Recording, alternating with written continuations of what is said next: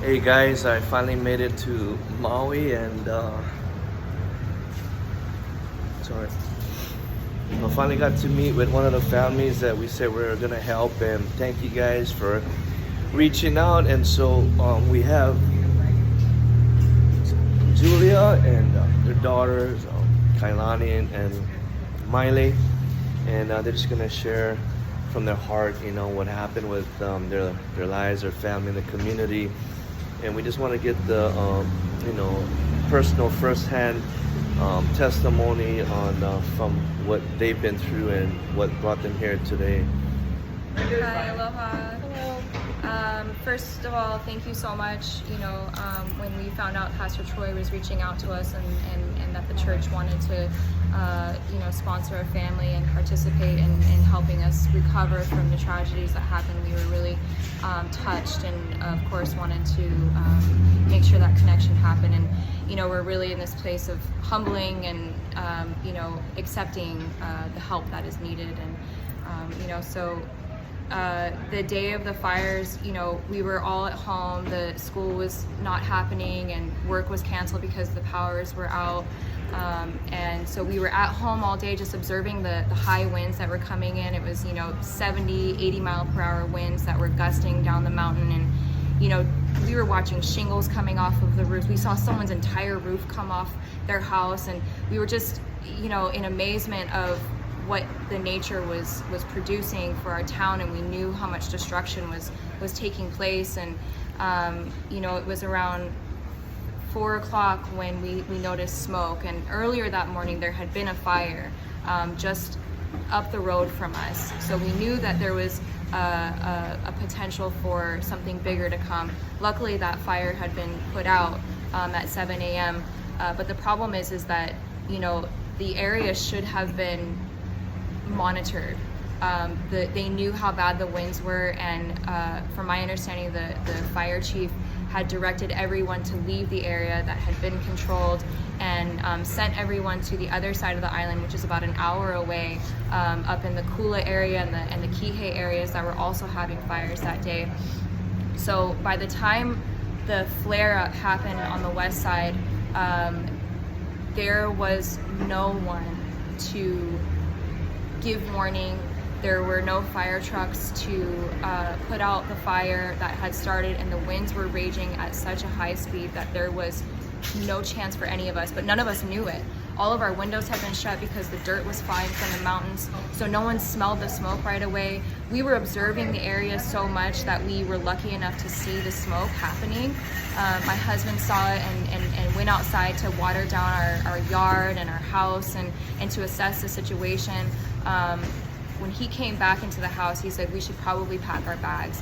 And we've had these warnings before, so my daughters and I, we started packing thinking we were just gonna have to evacuate for smoke inhalation, or the ashes maybe were gonna be an issue.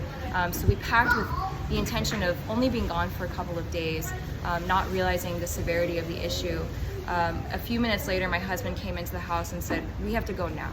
We have to go now. We grabbed all of our stuff frantically, realizing how dark it was getting outside. The sun was starting to be covered. And we grabbed our stuff frantically.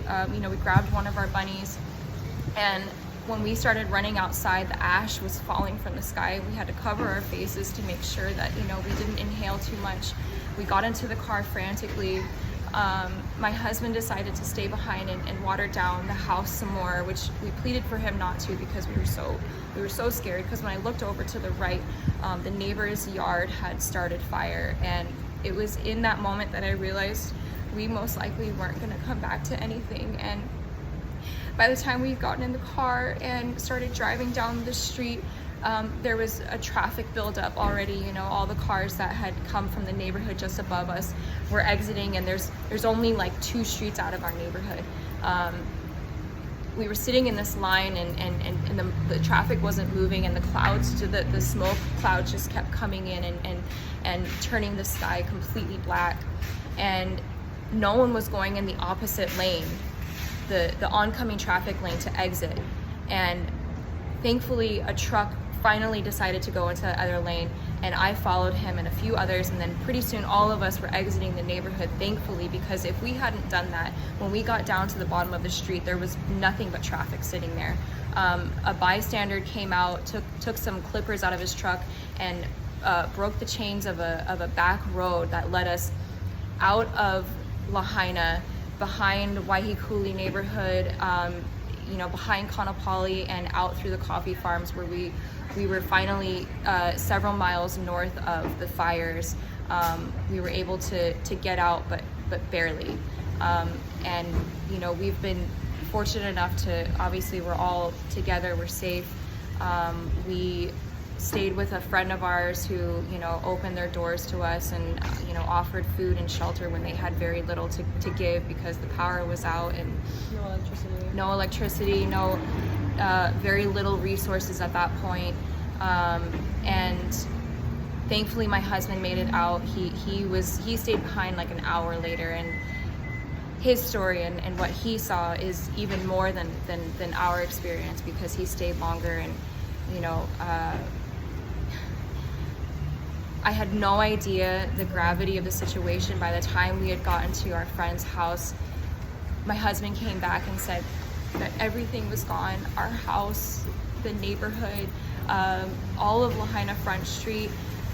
And it's been a week of just disbelief and having to come to terms with what's happened.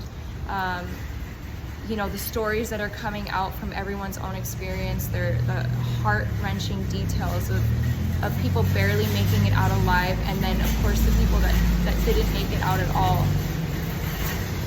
The businesses are gone. The history is completely ash. There's just no warning. There's no warning.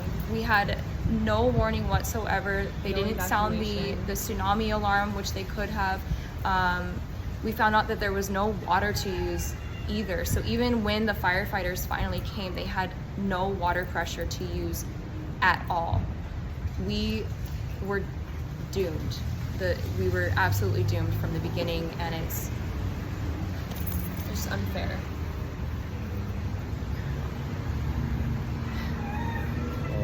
Thanks for sharing, you guys, and so please continue to pray for this family and all the other families that have been impacted, and thank you guys for your prayers of love and support, and God bless.